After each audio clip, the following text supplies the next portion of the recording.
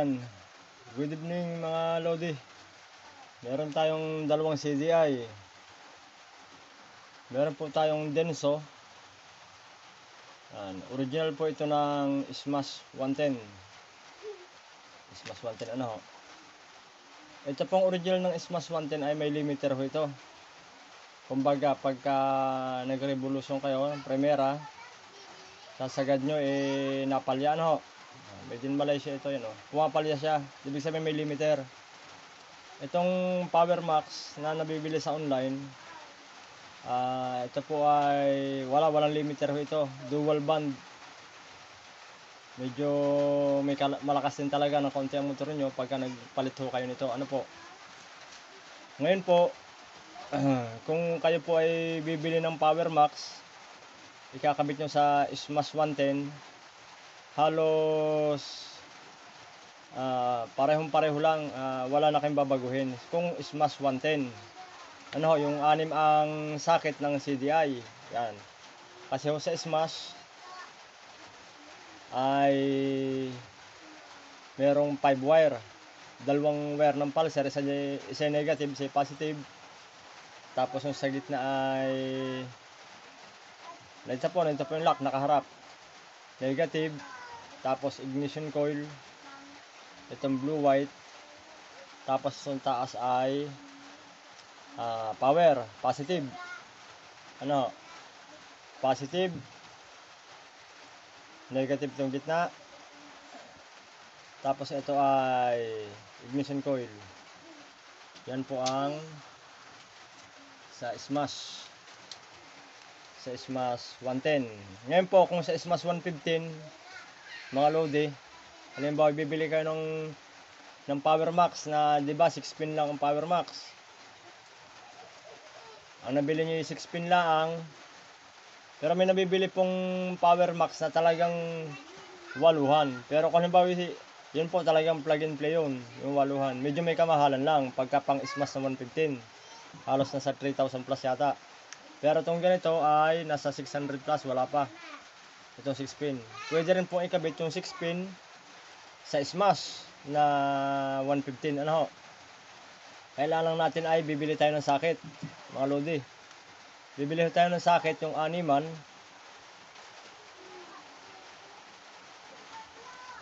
Yung animan na socket ng CDI. Dito sa area namin, sa Mindoro, ang presyo ng socket na yun ay nasa parang 70 pesos o 80 pesos. Yan. Yun naman po yung pag isinalpak nyo, nalagitik na yan. Pag lagitik yan, pasok na yan. Halimbawa bibili kayo ng socket nya at saka ng Power Max, syempre ikakabit nyo sa 8 pin ng Smash 115.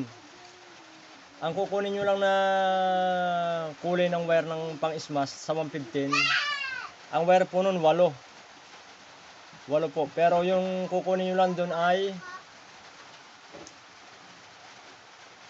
ang kukunin nyo lang na wire doon 5. Ano po, 5 lang.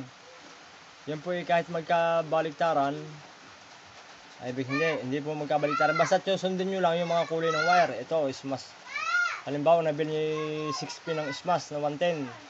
Kasi po yung Smash na 110 at saka po itong wiring ng Barako, pambarako pareso yan, Barako 1. Bibili kayo ng Power Max na pang Smash 110 ay compatible din po sa Barako 1. Isa ho yan, plug and play yan. Kahit yung Barako ay 4 wire lang, ito pang Barako po ito 4 na wire lang ito. Ang Barako naman pero pareho siya, pareho ang linya niya. Kahit itong sa Smash 110 ay 5. Yun din po ang mga posisyon ng wire niya. Yung gitna ay negative ito. Negative tong sa Smash ay black white. Sa Barako naman ay black yellow. Parehas ang posisyon yan. Ito namang kaabay niya ay sa Barako ay pure black. Yan ay papunta ignition coil. Sa Suzuki ay blue white. Pareho po yan. Ang supply power ng Barako ay light brown. Ayun, nasa taas. Ang sa Suzuki naman ay orange. Tapos yung pulser niya, ito ng Barako, yung green white. Ito rin yan, green white. Sa SMAS. Ano, yung isa negative yan.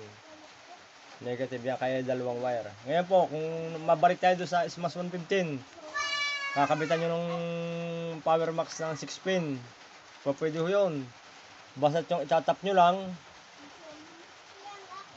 Ito, ganito. 6 pin niya, ano ho. SMAS. Nandito po yung lock niya, nasa harap. Nakaharap po sa inyo yung lock. Nakaharap. Yung gitna. Yan, itong gitnang ito ay negative.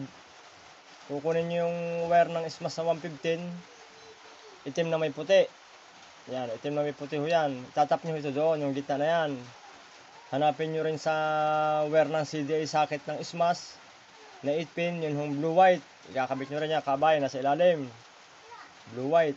Papuntang ignition coil po yan.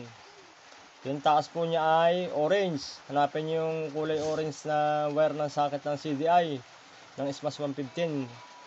Sa 8 pin, ano, orange, power ho yan, positive.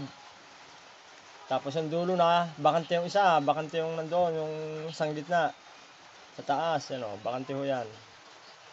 Itong isa ay, hanapin yung wire ng green-white ng sa SMAS 115. Itap nyo rin dyan. Tapos yung blue-yellow, hanapin nyo rin, itap nyo rin, tatap nyo rin.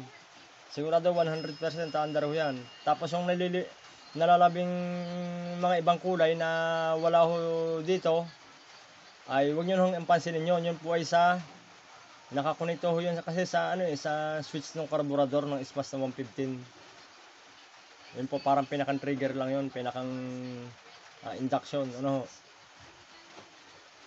Ay yung 6 pin ng pang SMAS 110 pwede rin po sa 115. Basta susundin nyo lang yan yung wiring na yan, ano po.